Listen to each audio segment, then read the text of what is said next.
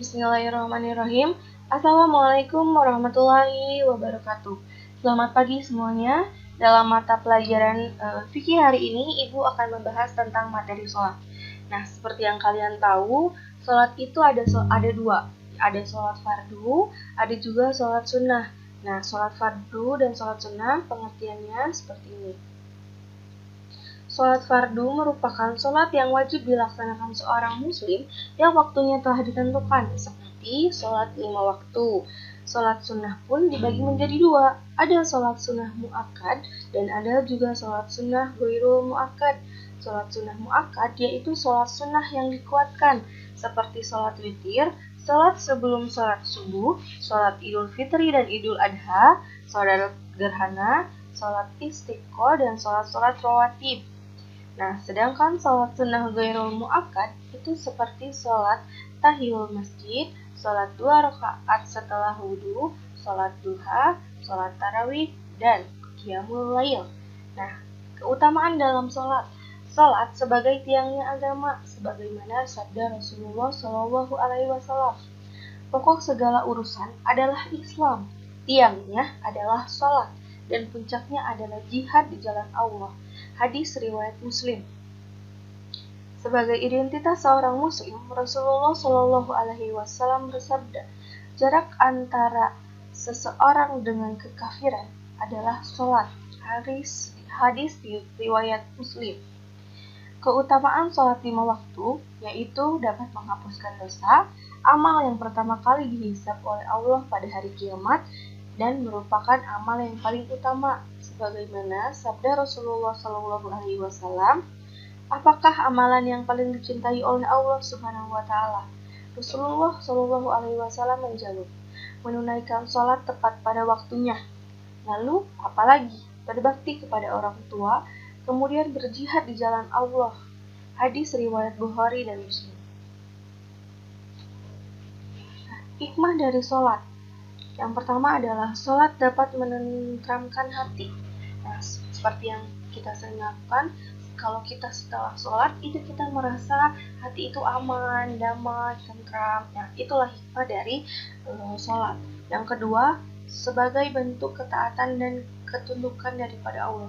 Nah, tadi kan disebutkan pada materi sebelumnya bahwa sholat itu wajib ya. Sholat itu adalah tiangnya agama untuk kita. Nah, sebagai bentuk bukti taat kita dan tunduk kita pada Allah adalah dengan melakukan sholat.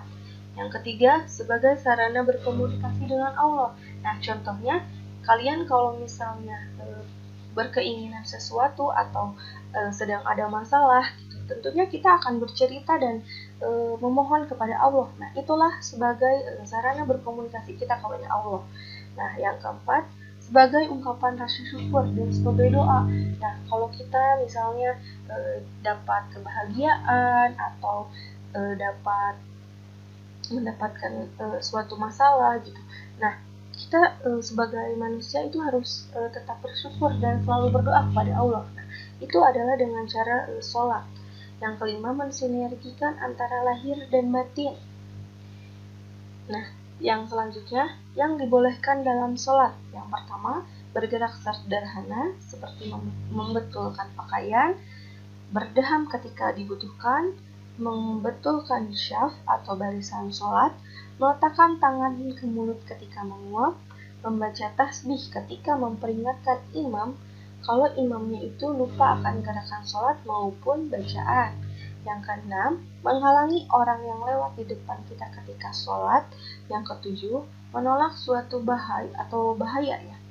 Contohnya, membunuh binatang berbahaya ketika sholat di alam terbuka. Yang kedelapan, menggeruk badan dengan tangan asal gerakannya tidak berlebihan. Nah, lalu yang selanjutnya, yang makruh dalam sholat atau boleh tapi akan mengurangi pahala yang kita punya. Nah, yang pertama, menoleh dengan kepala dan mata. Jadi kan kalau kita sedang sholat, itu kita harus khusyuk. Nah, kalau misalnya kita menoleh dengan kepala dan mata, itu diperbolehkan. Tapi akan mengurangi pahala kita, yaitu berarti artinya adalah makruh. Yang kedua, menghadapkan mata ke atas tandur atau meletakkan tangan di pinggang. Yang ketiga, menahan rambut yang menjuntai atau baju atau lengan baju, meremas-remas jari atau menyembunyikannya. Yang kelima, mengusap kerikil dari tempat sujud dengan lebih dari 3 kali. Yang keenam, lalai dalam sholat seperti memainkan jenggot, melihat hiasan pada sejadah, melihat lukisan dinding, dan semua perbuatan yang merusak kehusuan sholat. Nah, lalu ada juga yang membatalkan sholat. Yang pertama, meninggalkan salah satu rukun sholat dan tidak mengulanginya ketika sholat. Misalnya kita lupa atahiyatul gitu. Nah, itu dapat membatalkan dapat membatalkan sholat. Nah, yang kedua, makan atau minum. Nah, kan kalau lagi sholat kita tidak bisa makan dan minum ya tentunya. Yang ketiga, mengucapkan sesuatu yang tidak ada hubungannya dengan sholat. Misalnya kita sedang sholat, lalu ada adik yang melewat, adik jangan lewat di situ. Itu dapat membatalkan sholat kita. Tertawa banyak dan bergerak lebih dari 3 kali. Nah, seperti kayak kita kalau lagi sholat, lalu ada teman yang mengganggu. Nah, mengganggunya itu membuat kita tertawa atau bergerak berlebihan misalnya gitu. Atau tertawanya terus-terusan tertawa. Nah, itu membatalkan sholat, maka sholat kita harus diulangi kembali gitu. Yang kelima, menahan menambah jumlah rokaat dan jumlah rokaat yang sama karena lupa.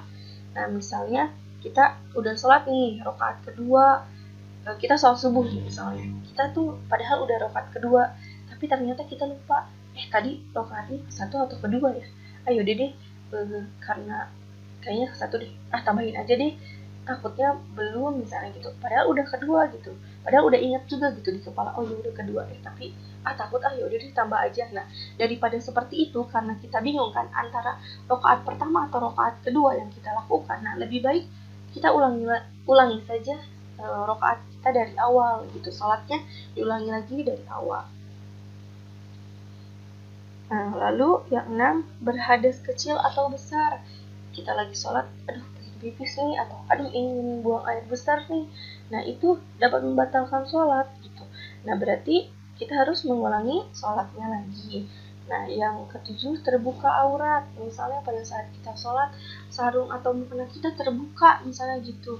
Nah, itu dapat membatalkan aurat gitu. Kalau misalnya pakaian yang kita pakai di mukena atau di dalam mukena atau dalam sarung itu misalnya pendek seperti itu kan auratnya kalau itunya terbuka kan auratnya terlihat. Nah, itu dapat membatalkan sholat. Terkena najis yang tidak dimaafkan seperti air pipis kayak gitu. Nah, itu kan tidak boleh, itu kan najis seperti itu. Yang 9, berubah niat, misalnya berniat keluar dari sholat murtad. Nah, seperti itu. Nah, mungkin ada pertanyaan dulu atau bagaimana materi yang dapat Ibu sampaikan pada pertemuan kali ini di mata pelajaran fikih dalam materi sholat itu adalah sampai sini. Nah, untuk para siswa-siswa yang lain, setelah kita tahu akan keutamaan dari sholat, apa saja yang dapat membatalkan atau makruh dalam sholat, nah itu harus kita perhatikan dalam sholat yang kita lakukan. Seperti itu, kita perbaiki lagi sholatnya, seperti itu ya. Sekian mungkin materi yang dapat Ibu sampaikan hari ini. Wabillahi taufiq wal hidayah. Wassalamualaikum warahmatullahi wabarakatuh.